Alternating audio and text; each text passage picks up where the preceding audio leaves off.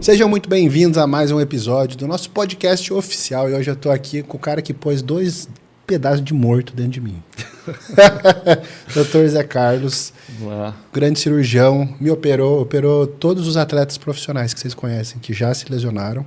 E hoje nós vamos conversar sobre isso.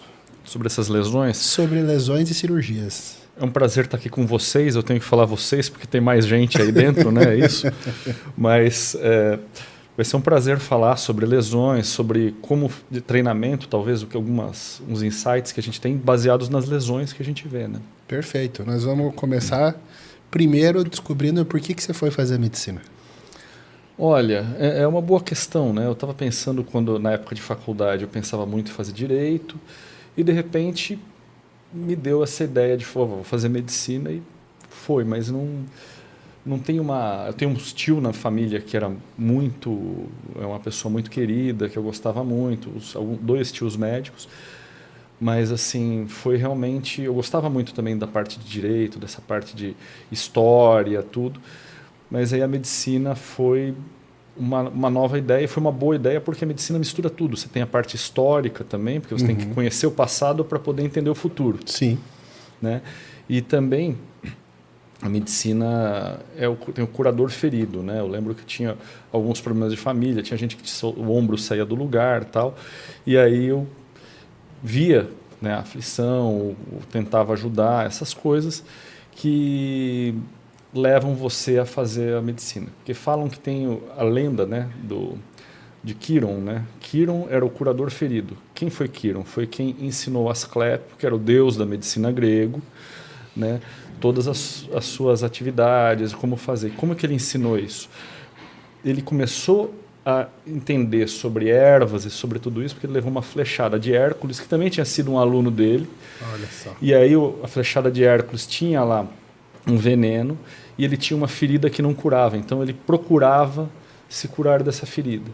E uma coisa interessante de Quiron é que ele era um centauro tão bom, bom também porque ele sofria, que ele trocou a vida dele, porque só um semideus podia trocar a vida dele, salvando ali quem foi Prometeu, que ficava com um sofrimento eterno, tal, por causa de ter roubado o fogo dos deuses e dado para os humanos, e ele troca a vida dele pela de Prometeu. Então Prometeu volta para a humanidade e ele morre. E aí, durante a medicina, teu objetivo era ajudar as pessoas. E sim, por que você foi virar cirurgião? Olha, essa também é uma outra boa pergunta, né? Assim, a gente começa... O pessoal tira sarro, né? O pessoal tira sarro, principalmente o ortopedista. Exato. Só fala, é o carpinteiro, é o que... né? Mas antes disso, eu queria fazer nefro, porque eu fiz um estágio na nefrologia e tal.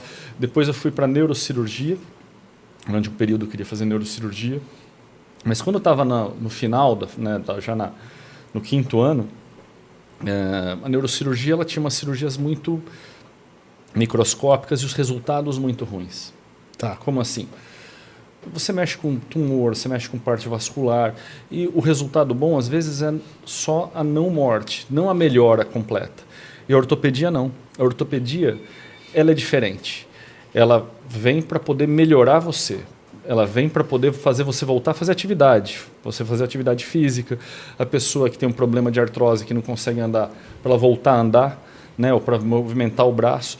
Então, ele te dá o movimento. Ele traz... A pessoa é mais alegre, ela volta a fazer atividade. Ela eu não trabalho com gente doente, eu trabalho com gente quebrada, gente com uma lesão. E é resolutivo, então. É bem resolutivo. Esse ponto é bem interessante. Então, com isso, e também fazia atividade física, eu fazia jiu-jitsu e tal, a gente tinha muito contato com a parte atlética, então foi direcionando mais para ortopedia mesmo. E você faz umas técnicas bem malucas, né? A gente cria algumas coisas novas, né? Porque eu acho que o importante é você sempre evoluir. Como eu falei, você olha para o passado para construir um futuro diferente. E o que a gente vê no passado é que tinha muita coisa que não se sabia como lidar. Então a gente tem que estudar biomecânica, fazer transferências musculares, fazer novas técnicas, pensar, por exemplo, a sua cirurgia foi meio que, onde que eu vou colocar aqui o tendão? Eu tenho que ver onde que o músculo vai. Ela é meio feita sob medida, praticamente. Quantos enxertos eu vou colocar? Nada disso tem uma conta. Né? A gente, vamos colocar o máximo possível, transmitir a energia de uma forma diferente. Então, tudo isso a gente vai aprendendo, porque muito das coisas que a gente faz hoje não existiam há anos atrás. Né? Então, a gente tem lançado algumas técnicas novas até para fora do país. É uma coisa que deixa a gente muito feliz. Mas tudo, obviamente, tem que ser baseado em estudo, em biomecânica, ou seja, você tem que saber os vetores. Por isso que é tão parecido com treinamento. Porque você tem que saber os vetores para trabalhar o músculo da forma ideal, e eu tenho que saber os vetores, os músculos e como que eu posso fazer uma substituição deles. Então, para a galera entender, vamos dar um exemplo de transferência muscular. Olha, assim, um exemplo bem ruim que a gente pega com uma frequência não alta, mas ainda bem, é uma lesão do nervo axilar. O nervo axilar é um nervo que faz o quê? Ele dá um movimento para o deltoide. Ou seja, sem o nervo axilar eu não consigo fazer esse movimento. Eu não tenho deltoide. Tá? E aí a pessoa perde praticamente todo o movimento do braço. Porque sem o deltoide, o seu braço fica bobo. Então tem uma cirurgia que você transfere parte do peitoral para voltar a ter esse movimento. Então, você faz com que um músculo que fazia um movimento faça outro. Tá? A gente faz algumas transferências para trapézio, por exemplo, lesão de nervo acessório. Quem que tem isso? É uma pessoa que teve um câncer cervical, teve que esvaziar, e aí no meio do caminho tem o acessório e muitas vezes ele é lesado. E essa pessoa perde um pouco dos movimentos. Tem gente que vai ter mais ou menos sintomas, e para as que tem mais a gente opera e faz algumas transferências. No caso do trapézio, você usa qual músculo daí? O trapézio a gente usa o elevador da escápula, o romboide menor e o grande dorsal. Porque como o trapézio é um músculo muito grande, você tem vetores diferentes, ou seja, ele bota aqui o ombro para cima, ele bota para baixo, ele bota para trás. Eu preciso ter mais de uma opção ali para poder colocar ele num eixo adequado. E essa do peitoral, então você solta aqui. Você solta ele todo aqui e pega e faz como se fosse um livro. Põe em cima do ombro aqui no deltoide.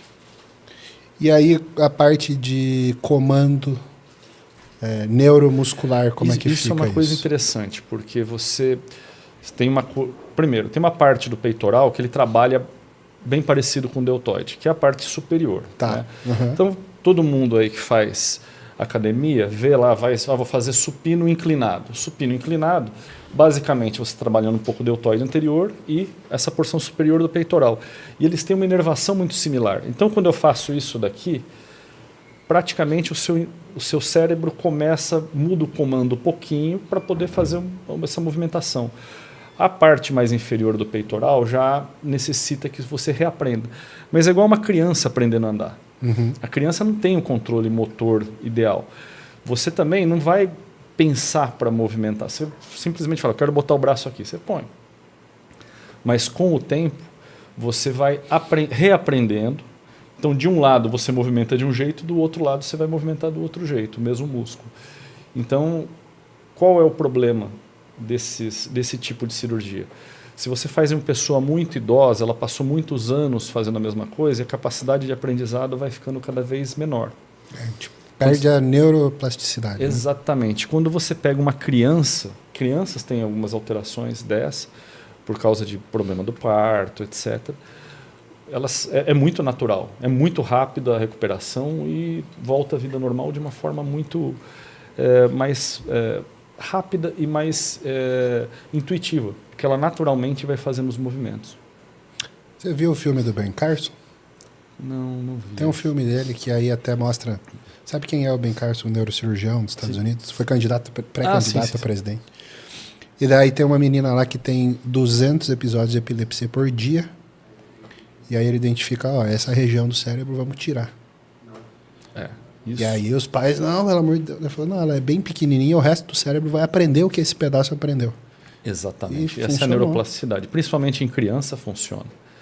O que acontece é que teve muito avanço dentro da medicina. E as pessoas, elas têm medo. Eu vejo, principalmente quem tem mais idade, tem medo da anestesia, tal, porque se morria antigamente.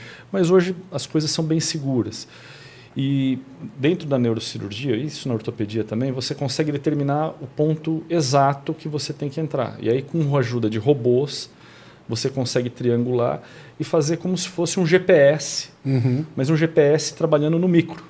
E aí você chega no ponto ali e resolve o problema naquele ponto. Não precisa tirar meio cérebro hoje em dia. Não, antigamente era uma coisa, né, diferente. Hoje as coisas estão cada vez mais modernas, a robotização, a inteligência artificial que está vindo. As pessoas acham que é uma coisa que está muito para frente. Não, ela está aqui. Ela está mudando já muita coisa. Né? Existem robôs hoje que ajudam a gente na cirurgia e que eles trabalham todos com um certo grau de inteligência artificial.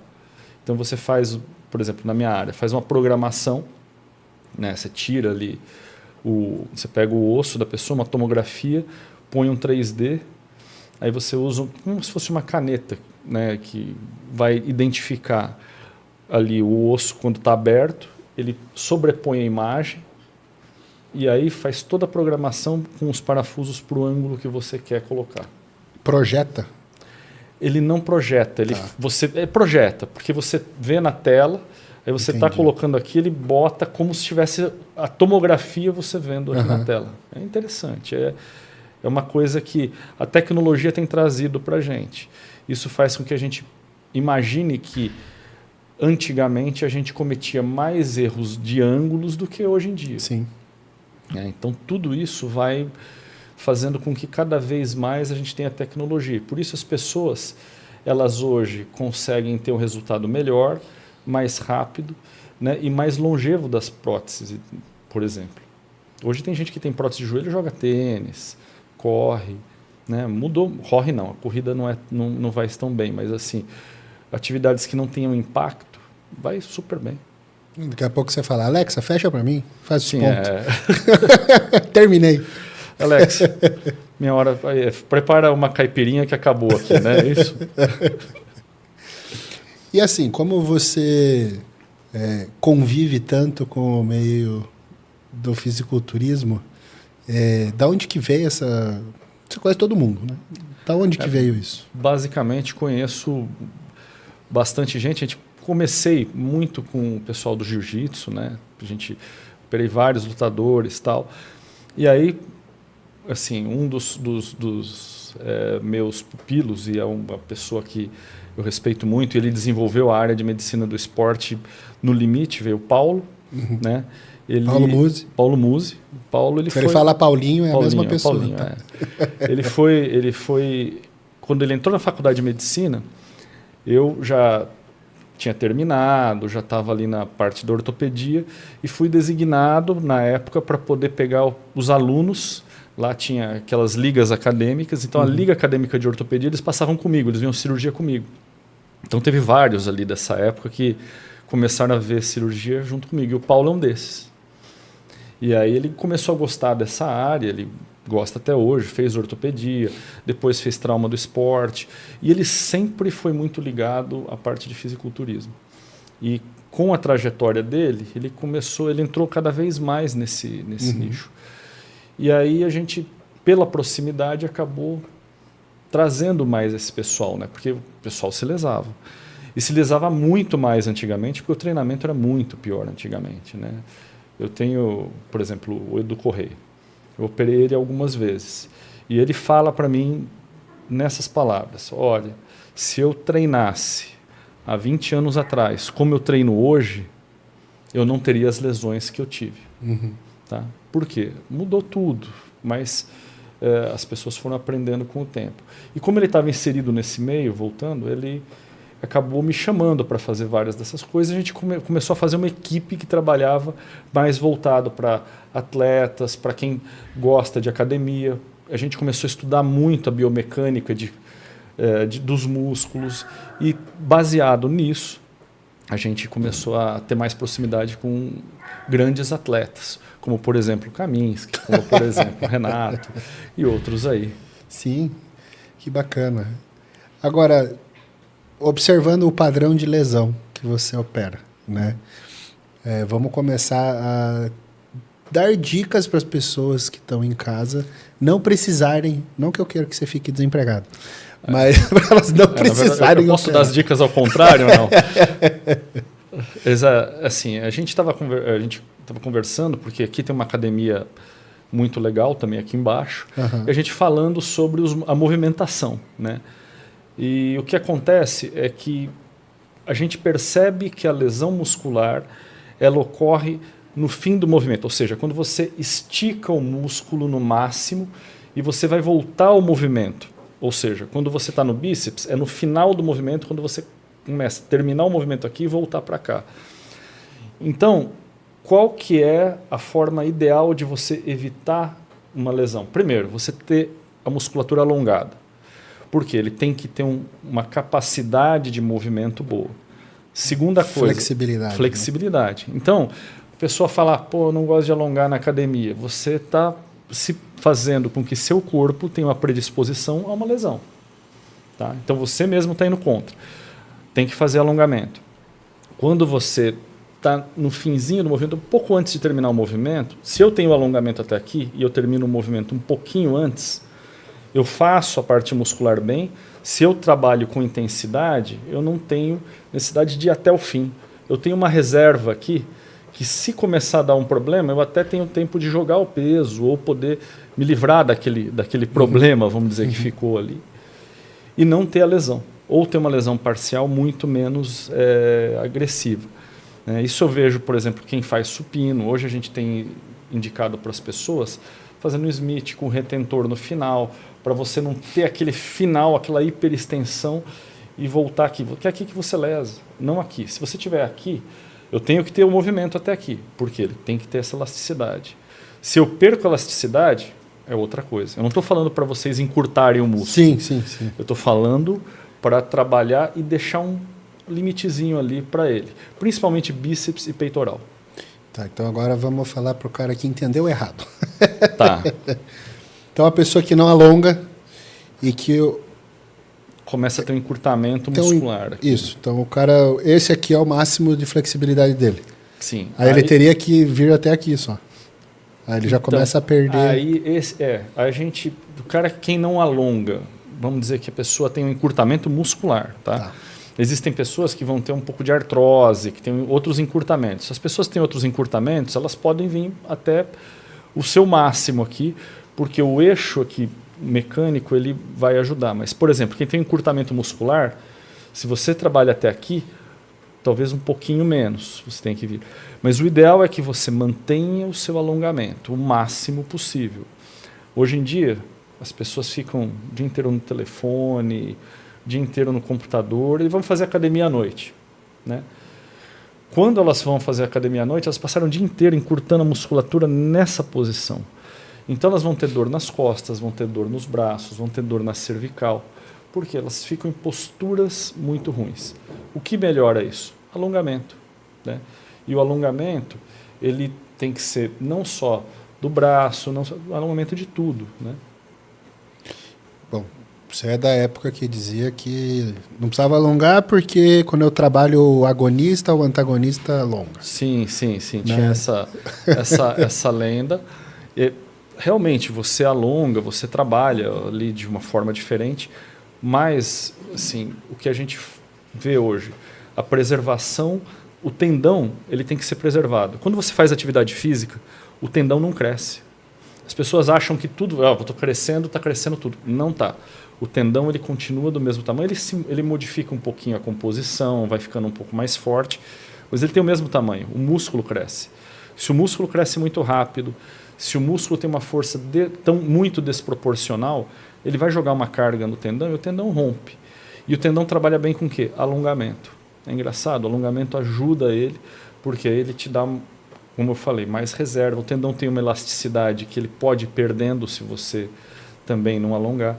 Então, tudo isso tem que ser colocado quando você vai pensar numa atividade física. Não é só ir lá e puxar ferro ou só... Não, tem que gastar um tempinho alongando.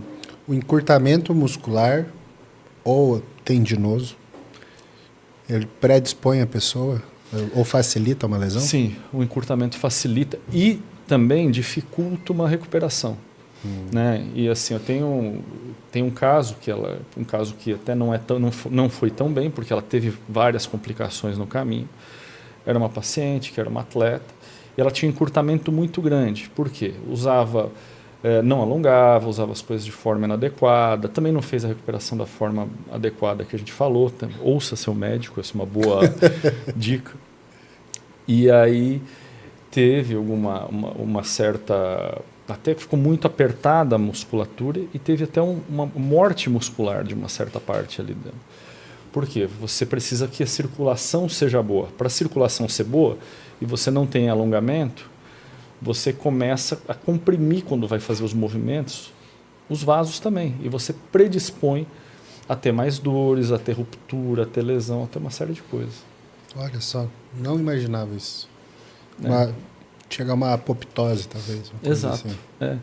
E você tem... E as coisas pioraram, por exemplo, quando você pega antes do Covid e hoje. A gente não sabe ainda como esse vírus funciona para a gente. O que você acha? Que ele é um vírus que mexe na parte vascular. Hoje você sabe disso. Sim. E todo mundo teve contato com o Covid e todo ano tem um contato com o Covid. E isso faz com que a microcirculação mude. Então, a gente viu mais lesão de tendão, mais lesão de nervo. Aliás, o nervo ficou mais hiperexcitado, as pessoas com mais alteração neurológica. Então, tudo isso aconteceu com o Covid. O tendão tem uma circulação péssima. Então, quando veio isso, foi mais um fator para a gente ver mais lesão. Então, teve um boom de lesão uma época. Mudou o padrão de lesão pós-Covid? Eu acho que sim. Assim, principalmente a sua lesão. A sua lesão é uma lesão que ela é mais típica do pós-Covid, sabe? Porque antigamente, o que você via? Primeiro, era powerlifter, só que tinha esse tipo de lesão. Uhum. Com cargas enormes e tinha um arrancamento, às vezes arrancava um pedaço do osso junto. Hoje em dia o que a gente vê? A gente vê rasgar o tendão basicamente no meio. Então, na minha visão, eu vejo bastante dessas lesões, óbvio que eu pego lesão de todo jeito, mas aumentou muito um tipo de lesão que a gente praticamente não via. Então, antigamente sempre era soltar o tendão do osso. E soltava as duas cabeças junto de uma vez, paf, arrancava. Né? Então você olhava, chegava lá, o tendão estava bonito. Até foi difícil no início da gente começar a entender essas novas coisas. Agora, não, ele rasga no meio do tendão, ou seja, você não consegue nem aproveitar muitas vezes aquele tendão. Uhum. Você precisa de enxerto de tendão para poder reconstruir o músculo ali. E você tinha também a lesão isolada da porção inferior. A porção superior não tinha. Por quê? Porque aí você tem uma característica do peitoral maior. Todo músculo tem uma característica. Tem músculos que têm um tendão maior, tem mais tendência a ter lesão. Como o bíceps, que tem o cabo longo dele tem um tendão enorme aqui, então ele tem uma lesão, tendência a ter uma lesão. E o peitoral, você tem a parte external, que tem mais tendão, e a parte clavicular, que é praticamente o músculo chegando dentro do osso. Ou seja, o músculo tem uma circulação muito melhor, então ele vai me dar muito mais capacidade de melhora ou não ter uma lesão muscular naquela região. Então a gente via a cabeça external rompida e a cabeça clavicular íntegra. E isso faz com que a pessoa também tenha um problema, porque não percebe, às vezes, sente que teve a lesão, sente que está diferente, mas olha no espelho, primeiro, está tudo inchado no começo. Sim. Segundo, como você tem a cabeça clavicular aqui e a cabeça clavicular ela passa por cima da external, você não tem tanta deformidade. Vai tendo a deformidade com o tempo, que ele vai retraindo. Mas isso também atrapalhou um pouquinho e muita gente teve essa lesão aí nesse meio e nem se tratou. E na hora de fazer a cirurgia também fica mais difícil, né? Porque se solta as duas cabeças, você põe primeiro peitoral maior e faz por último. Como eu falei, a cabeça external passa por baixo da clavicular. Então, quando a gente faz a cirurgia, eu estava até revendo a sua outro dia para dar uma aula, você tem a cabeça clavicular íntegra aqui, eu tenho que trabalhar por baixo dela, fazer o furo no osso, puxando a cabeça clavicular, abrindo um espaço ali no meio e passar tudo por baixo, achar a tensão certa. Então, assim, é mais difícil. Aí é bom o Paulinho para abrir o campo, né? A Paulinho, nessa hora, ele é muito... Ele é um cara que ele fica bem concentrado na cirurgia. Na cirurgia você tem que ficar concentrado o tempo todo. Sim. Né? A gente faz um pouco de piada no meio da cirurgia para também dar uma quebrada de gelo, mas todo mundo ali está concentrado. E ele é um cara que, na hora do H, ele ajuda muito.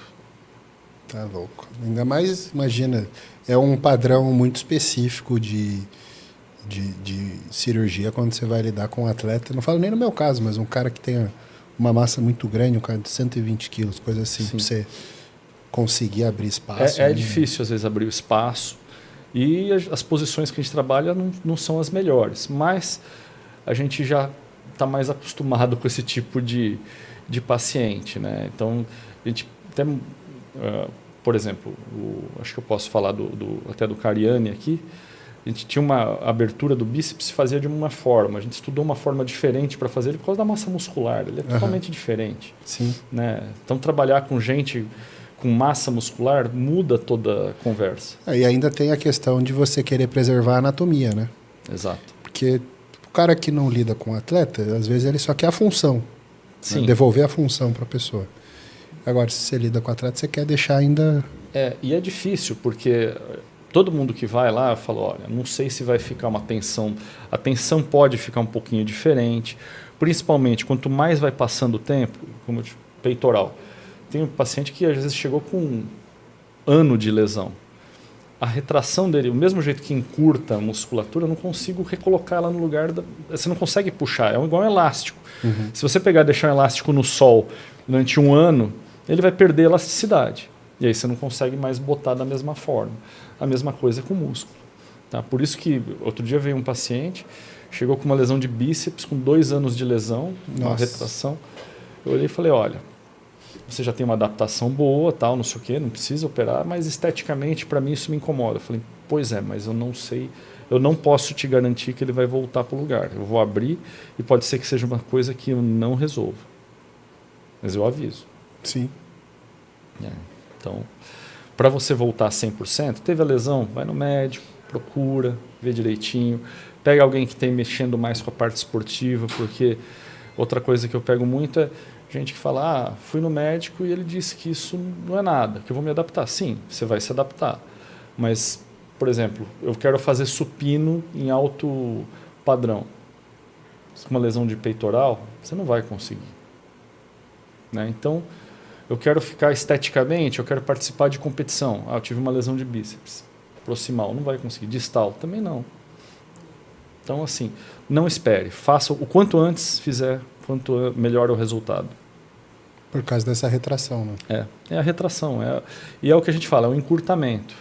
É aquele encurtamento que vai ficando mais crônico, chega uma hora que o tendão não segura mais. E o uso de anti-inflamatório? Que geralmente se a pessoa tem uma lesão, ela vai passar num médico, o cara vai mandar ela tomar anti-inflamatório para dor e manda para casa. Pois é, o anti-inflamatório. Vamos falar de lesão muscular, por exemplo. Tá. Que é uma lesão mais simples e que ele geralmente não precisa só de mobilização e tal.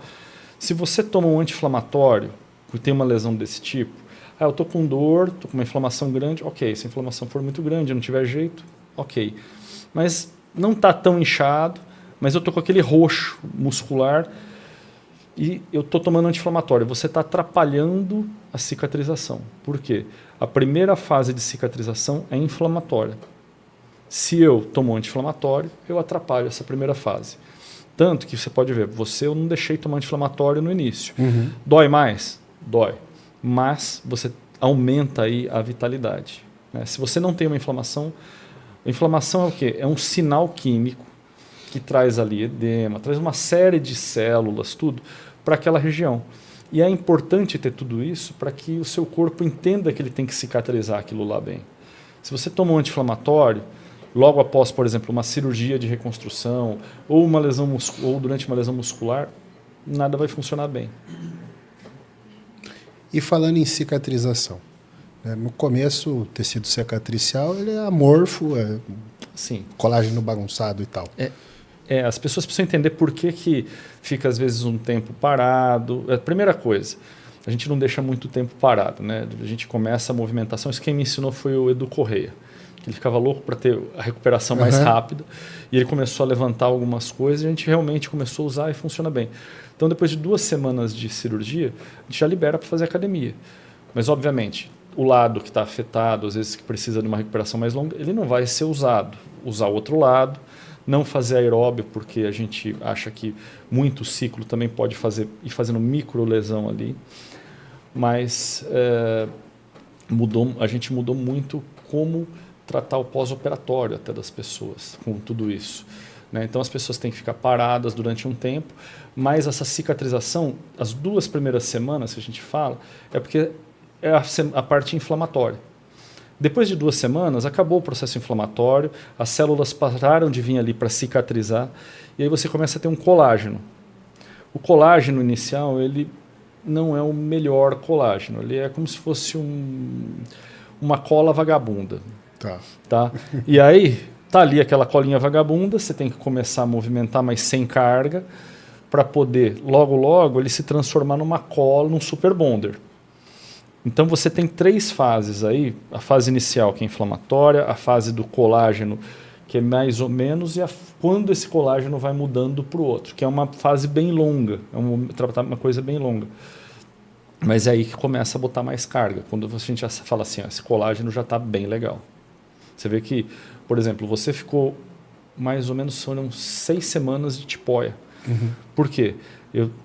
Inflamou, fez o colágeno mais ou menos e já estava passando para o outro. E aí eu vou estimular esse outro colágeno para poder funcionar melhor. E aí o movimento vai ajudar a ordenar esse novo colágeno? Sim, a gente tem receptores. É como se o colágeno da gente tivesse, para você entender, tivesse um GPS ali, que ele tem que receber o sinal do celular. E qual que é o sinal para o caminho correto que eu tenho que fazer para poder ficar mais forte? É o movimento. Ele entende esse movimento, ele percebe esse movimento e ele faz com que as fibras dele tenham a direção adequada. Ele não chega a ter a funcionalidade da contração, né? Esse colágeno. Não. Existem vários tipos de colágeno, né? O colágeno é uma substância que tem no tecido musculoesquelético em grande quantidade, mas no tendão ele não tem nenhuma função de movimento. Tá? É só a cola mesmo. O tendão ele é uma, como é que eu vou dizer? Como se fosse o cabo. Ele tem uma elasticidade super pequena, né? O músculo tem elasticidade grande, mas ele tem elasticidade pequena para aguentar força e entrar dentro do osso. Faz a transferência ali, né? Ele que transfere toda a carga que o músculo faz. O músculo ele é maior, mas ele tem uma contração, ele é mais largo, mas tem uma contração maior, e o tendão ele é mais fino e não tem contratibilidade. Né? É um cabo, eu costumo dizer que o músculo é o motor do elevador e o cabo de aço que está puxando é o tendão. Perfeito. E falando em lesão, né?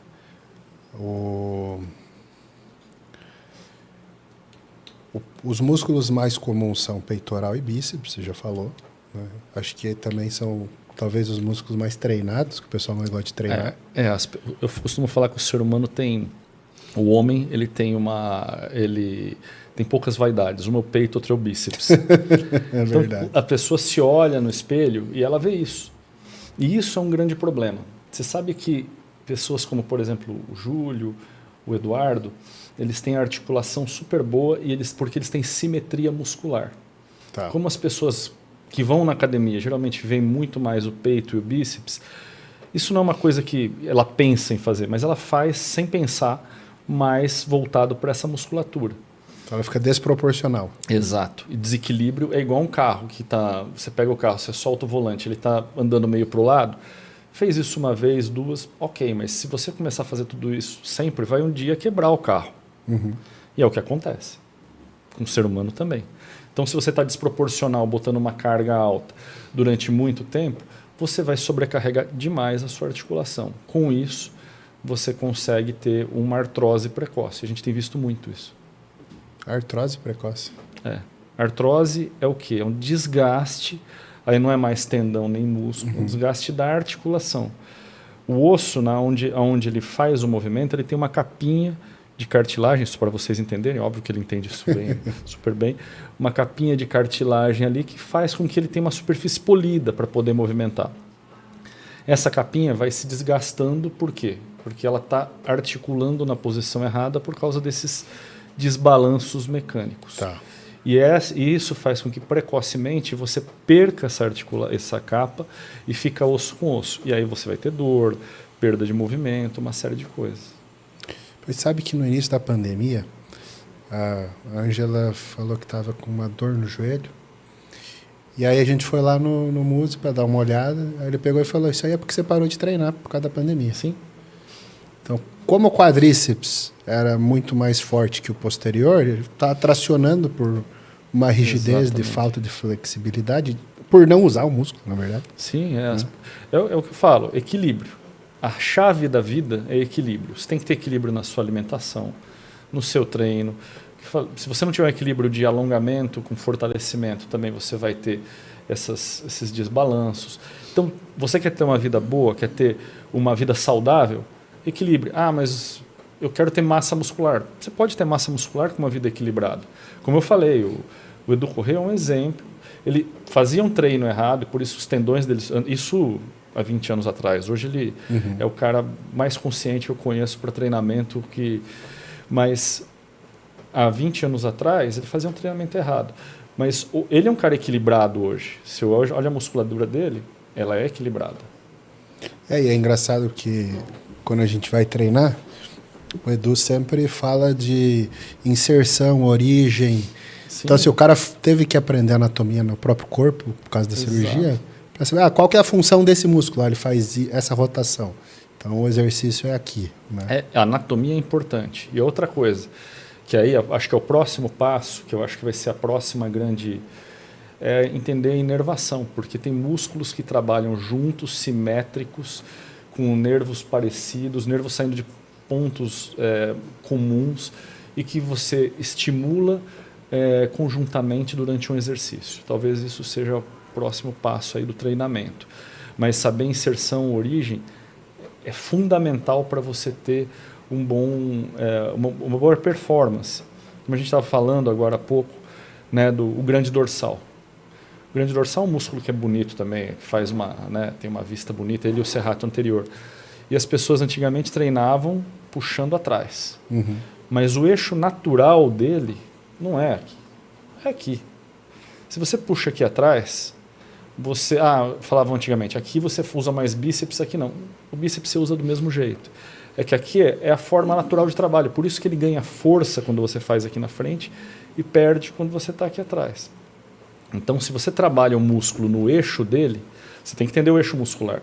Você vai ter uma performance melhor e você vai ter até um resultado muscular talvez melhor. E menos risco de se lesionar. Menos risco de lesão, porque você está trabalhando no que ele foi feito para aquilo. Né? A gente foi feito para subir uma árvore, subir alguma coisa, não para poder pegar algo aqui atrás. Ninguém sobe o muro assim. Ninguém sobe o muro aqui. Aqui, elevar ainda faz, mas o eixo também natural do deltoide está aqui, está uns 30 graus aqui para frente. Então, se a gente respeita os eixos musculares, a gente pode ter uma performance muscular melhor e aumentar a intensidade do treino, a carga do treino, sem lesar o músculo e o tendão. Perfeito. Agora vamos para um assunto cabeludo. Vixe. Hormônio. O pessoal sempre fala, não, porque é mais fácil o hormonizado lesionar do que não hormonizado. Você atribui isso só à diferença, ao ganho rápido de volume, de força muscular? Não. Ou você acha que tem uma ação tendinosa do hormônio? Eu acho que são as duas coisas. Você tem, primeiro, um crescimento rápido. E o crescimento, que eu falei, hoje se trabalha mais, estão se trabalhando cada vez mais a intensidade muscular, então os treinos estão mudando, diminuindo carga e aumentando a intensidade. Então quando você ganha massa muscular, você aumenta a força. Se você não joga isso para intensidade, você vai jogar isso para peso, você vai aumentar a carga. De uma forma talvez muito rápida, que não dê uma adaptação mínima ali do tendão para poder seguir. Então esse é um ponto. Né? Acontece? Sim, provavelmente por causa disso. A outra coisa é uma teoria química. Você, como químico, sabe muito bem disso, né? Onde você muda ali toda a conformação do tendão, que ele muda a rigidez, a quantidade de elastina, uma série de outras coisas. Mas e daí? Se eu estou usando o hormônio de uma forma assim, acompanhada pelo médico e tal, não sei o quê, Eu consigo ter um equilíbrio do meu tendão também? Consegue. Mas você tem que entender que o tendão não responde tão bem a testo quanto o músculo. O músculo responde muito bem a testo. O tendão precisa um pouquinho de estradiol também. Uhum. O que acontece muitas vezes é que as pessoas botam uma testo muito alta, e aí o estradiol também cresce porque aromatiza, tal, não sei o quê, e aí eles bloqueiam o estradiol, e aí o estradiol muito baixo. Esse desequilíbrio, de novo, equilíbrio. Esse desequilíbrio hormonal da porcentagem de testo com a porcentagem de estradiol faz com que você diminua a força do tendão e aumente muito do músculo. Pronto, é o ideal para você ter um problema. Eu tenho um paciente que ele teve isso, teve uma lesão de bíceps, óbvio, né? Ele teve uma lesão, ele é fisiculturista, mas teve uma lesão do bíceps jogando boliche. Nossa. Ele estava jogando boliche, a testosterona dele estava em 7.500. Tá. Mas por que estava em 7.500? Porque parava no 7.500, porque o gráfico dele é o dobro. Sim. Então ele devia estar com uns 10.000, 15.000 aí de testo. E o estradiol lá embaixo. É uma receita para dar errado. Né?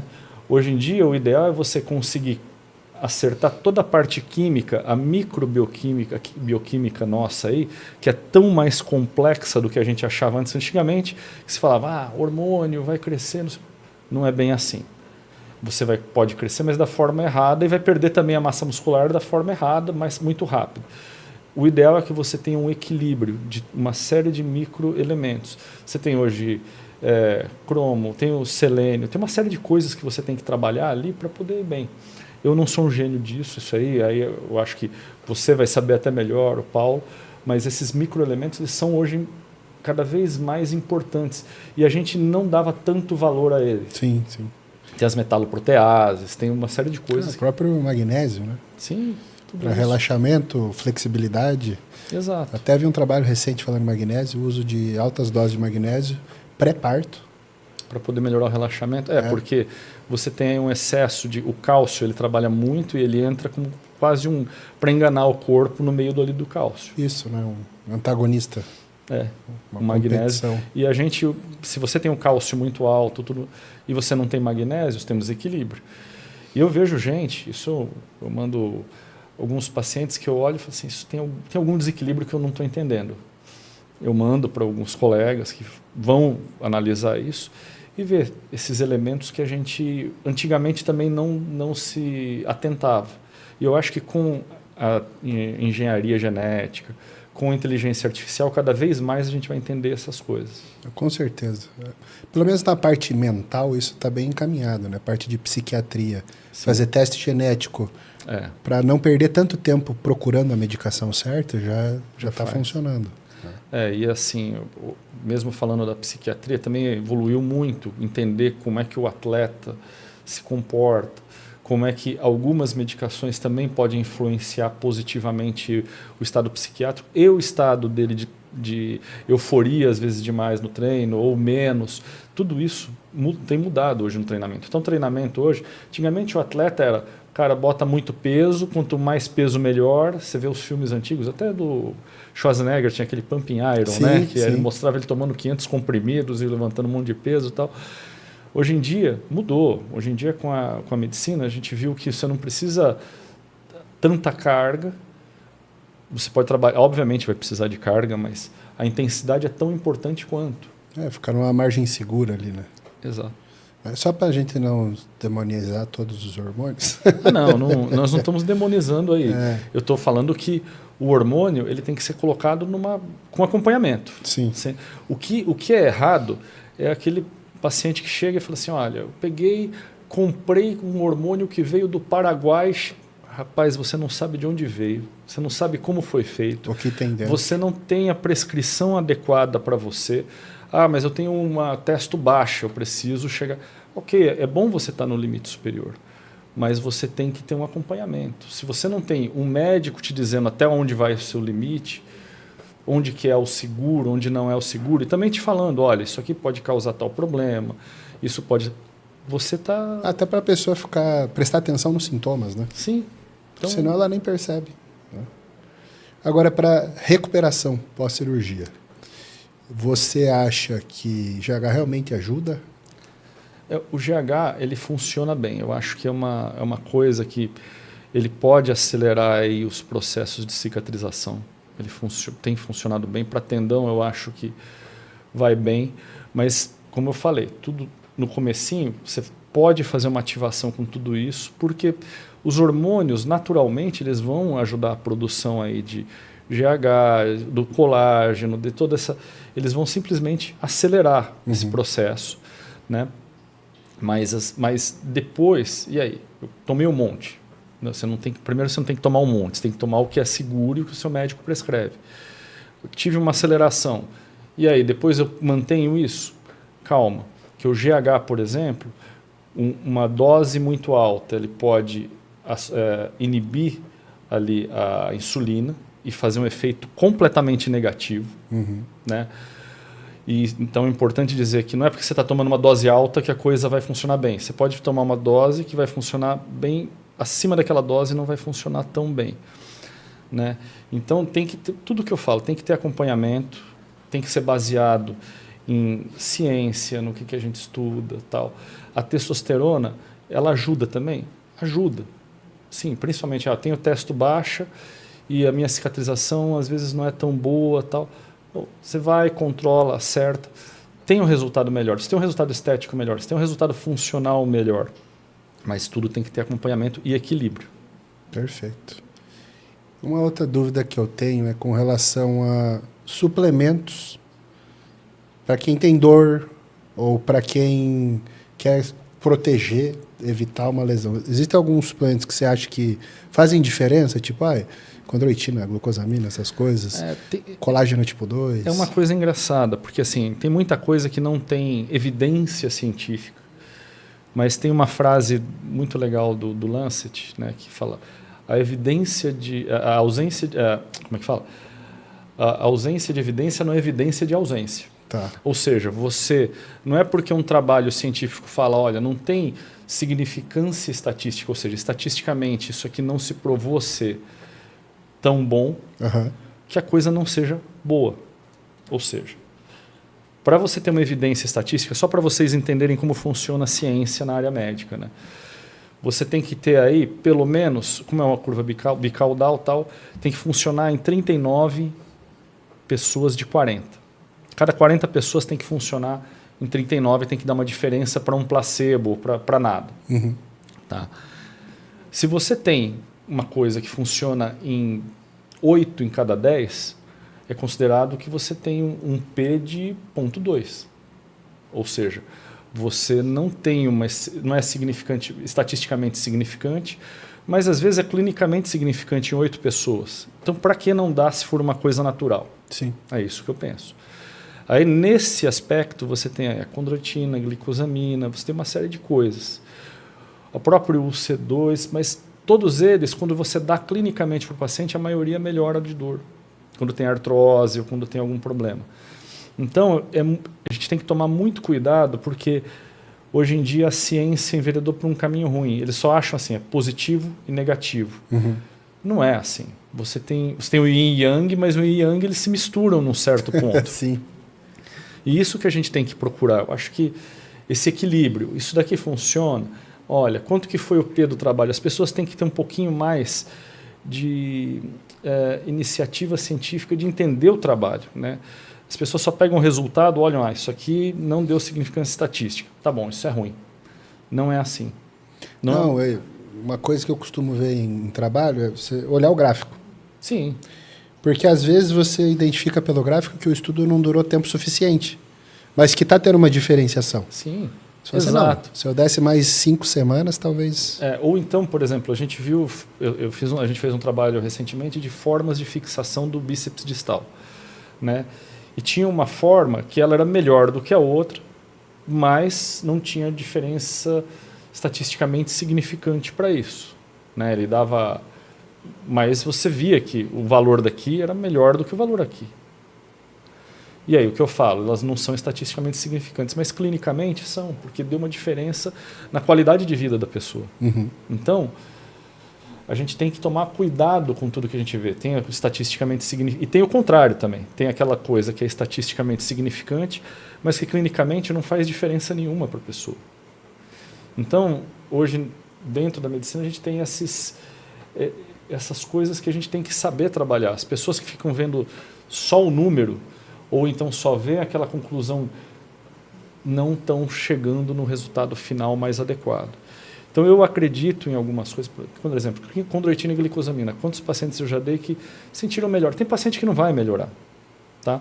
Mas alguns têm a melhora. Vai diminuir a artrose? Não. Mas vai talvez diminuir a sua progressão.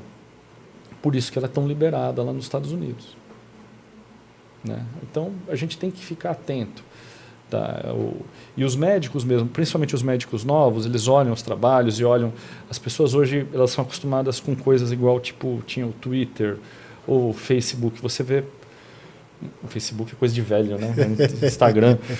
Você vê uma pessoa falando uma coisa pequena. Você quer ver um detalhe rápido. Sim. E a conclusão é o detalhe rápido. Só que o que está ali no meio é muito importante quando a gente fala de ciência, quando a gente fala de entender o funcionamento de todas as coisas. É você olhar só com lupa, né? É. Deixa eu só ver isso aqui. Exatamente, você perde a noção do todo. E isso que a gente não pode.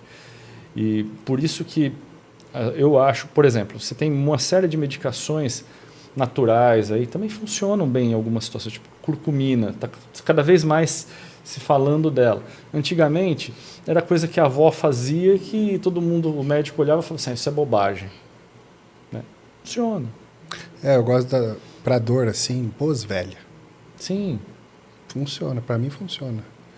E daí, não, pra você funciona, então é placebo. Tá, mas aliviou minha dor, e daí? Sim, para você é 100%. Para o outro, às vezes, não fez, ok, mas assim, uma parte vai funcionar. E se não funcionar, você tentou com uma coisa natural que não vai atrapalhar a pessoa. Isso eu acho que é ok.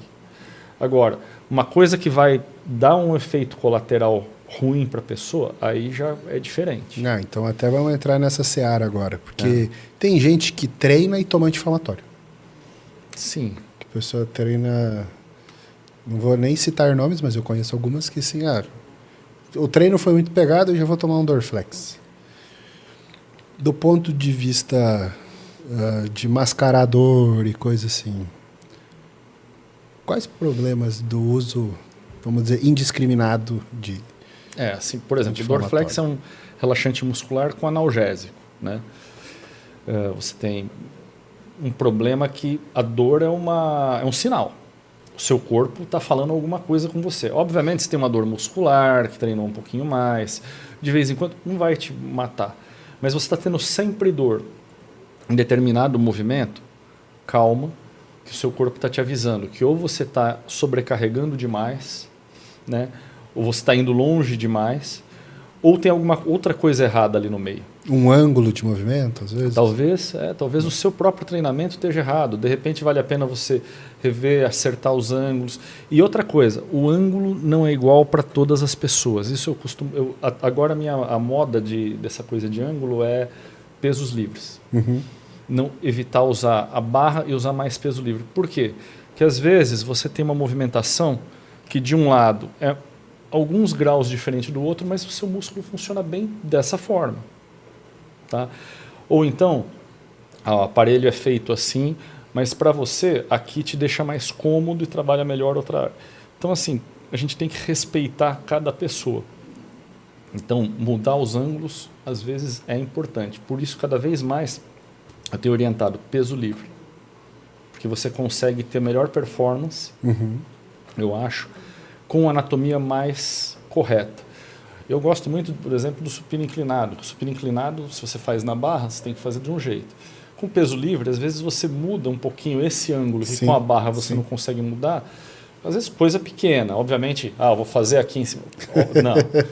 Mas você consegue adequar ao seu corpo alguma característica específica do seu corpo. Então fica melhor o resultado. Minha opinião. Buscar o caminho de menor resistência, né? Do músculo. Exato. Onde flui. Exato. O seu músculo é feito para fazer o movimento X. Quando eu faço aqui é bom. Quando eu faço ele aqui, é porque não é feito para isso. Então você vai estar forçando uma série de outras coisas que não tem cabimento você forçar. Perfeito. vamos encaminhando para o encerramento. Eu queria dicas práticas para evitar uma lesão.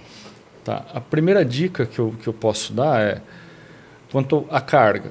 Carga é uma coisa importante para o crescimento muscular, óbvio. Mas assim, aprendam a trabalhar a intensidade muscular. Né? Antigamente se botava carga e botava muito movimento. Hoje a gente vê que consegue a mesma performance com uma carga às vezes menor e um movimento mais concentrado. Então, cuidado com a carga e trabalhe melhor essa intensidade muscular. A segunda coisa, alongamento. Alongamento é uma coisa importantíssima para você manter a vitalidade muscular, ou seja, ele trabalhar com mais qualidade, porque ele vai ter uma excursão melhor, ele vai estar acostumado mais com o movimento, então vai funcionar tudo de uma forma mais fluida. A terceira coisa importante é você tentar evitar em alguns exercícios, principalmente, eu gosto de falar sempre do bíceps, do peitoral, o extremo do movimento. O extremo do movimento pode fazer com que você lesa nessa posição, não aqui. Bom, mas aí eu não vou estar trabalhando 100% do músculo. Trabalhe em intensidade. Ou seja, mude um pouquinho o formato do trabalho. E a outra coisa que eu gostaria de deixar é o eixo adequado do músculo. Trabalhe o seu músculo no eixo que você sinta confortável. Olha, eu me sinto confortável fazendo aqui. Eu me sinto mais confortável. Então, trabalhe no eixo mais confortável. A natureza já está te falando qual é o eixo que você tem que trabalhar. Uhum. E às vezes a gente vai contra a natureza e a natureza responde de uma forma agressiva. É verdade. Agora que você falou do boliche e coisa, vários dos nossos amigos aí que tiveram lesão foram fazendo coisas fora da academia. Sim, ou então, até, por exemplo, vou até falar do Renato, que ele estava segurando aqui uma extensão, provavelmente uma posição... E ele fez uma força com bíceps em hiperextensão e teve. Pessoas fora da academia, o que eu mais pego não é a pessoa que treina fazendo no treino, é quando está fazendo uma coisa sem pensar. Porque na academia você também tem outro pilar, a gente falou aqui do tendão, do músculo e tem o nervo. Tá. Quando você está na academia, você está concentrado no que você está fazendo. Então eu vou fazer um movimento X para o meu bíceps, né? Eu sei como é que é o movimento, eu já estou indo preparado para esse movimento, estou com tudo pronto aqui. Quando você está, por exemplo, o cara foi jogar boliche, ele não está pensando, o movimento sai meio bobo, a percepção é diferente, não é uma coisa que ele está acostumado a fazer. Outro que teve um problema assim, o Sardinha, lembra que teve uma lesão do bíceps também. Foi com a TV? Com a TV. Aquele cara não aguenta uma TV? Lógico que aguenta. Aguenta uns 50 TVs, né? Mas a TV desequilibrou, ele estava com o braço assim, fez isso aqui, rompeu. Por quê? Porque é um movimento que ele não estava preparado. Então a parte neurológica também é importante. Existem treinos para isso? Sim. Quando o paciente acaba a cirurgia, muitas vezes eu falo para ele começar a fazer o treino com o olho fechado. E eu acho que isso é uma coisa interessante de fazer com menos carga. Intercalar uma vez por mês, faz um treino com o olho fechado, com alguém vendo o seu movimento, óbvio, porque aí você não vai ter a visão para poder corrigir o movimento, você só vai ter a sua percepção espacial de onde está ali o seu peso para você entender o seu movimento. E você vai ver que você não vai conseguir fazer com cargas tão altas. Mas isso é um treinamento de percepção para você evitar também esse tipo de problema. É um treinamento neurológico. Não, eu gosto de fazer isso. De fechar o olho enquanto eu estou fazendo. Você fica concentrado, né? Sim, você concentra e você não usa a sua visão. Porque quando a gente está levantando peso, aí de repente você controla, você vê mais ou menos onde ele está. Quando você está com o olho fechado, você tem que ativar todas as suas outras capacidades de percepção para poder fazer o exercício da forma mais correta. Então, você treinando isso daí, você tem menos chance de ter uma lesão neurológica, uma lesão muscular ou tendinosa, porque o seu nervo também está mais preparado para receber o estímulo e agir rápido. Sabe que tem um trabalho que eu gosto muito, que eles avaliaram percentual de fibras ativadas do posterior de coxa, ou bíceps femoral e bíceps braquial. E aí uma diferença é muito grande. Então, quando o cara falava assim, contrai teu bíceps, o cara conseguia contrair muitas fibras. Contrai o posterior, a pessoa fica meio que músculo que é esse? Sabe? E a conclusão do trabalho era que os músculos que você enxerga têm maior conexão neuromotora do que os que você não enxerga. Sim. E em campeonato de fisiculturismo, sempre é quando vira de costas que define. Então, o cara que tem melhor dorsal e a mulher que tem melhor glúteo. Eu acho que esse é o grande negócio, que é o que ele não consegue ver. E aí vem o treino da propriocepção. É esse treino que a gente está falando. Que não é um treino, às vezes, de você botar carga, mas tanta carga, né? Bota o que você aguenta, mas de você treinar o seu cérebro. E sentir, né? Porque muita gente empurra peso, mas qual que é o músculo-alvo desse exercício? Ah, não sei. Né? A pessoa só está empurrando peso. Eu sou um frango perto de vocês, mas na academia, eu várias vezes eu pego, vejo, eu fico me procurando qual que é o eixo mais adequado para poder trabalhar o músculo que é o que eu quero. Perfeito. Nesse mundo eu sou frango também. Zé, eu quero te agradecer a presença, foi muito bom. Sempre é muito bom conversar contigo, hoje a gente aprende muito. Tem um presente para você. Opa! Eu não vou falar o que é. Mas é um kit casa. Olha! Acho que você vai gostar do cheirinho, muito bom. Obrigado. E fica o convite, a gente vai marcar novas conversas. Vamos marcar, porque eu acho que as pessoas têm dúvida desse tipo de coisa. Sim. Né? Se você quiser, até quando soltar isso, e a gente vê, falar assim, dúvidas de o que fazer, como evitar o treino, a gente pode fazer o que você preferir.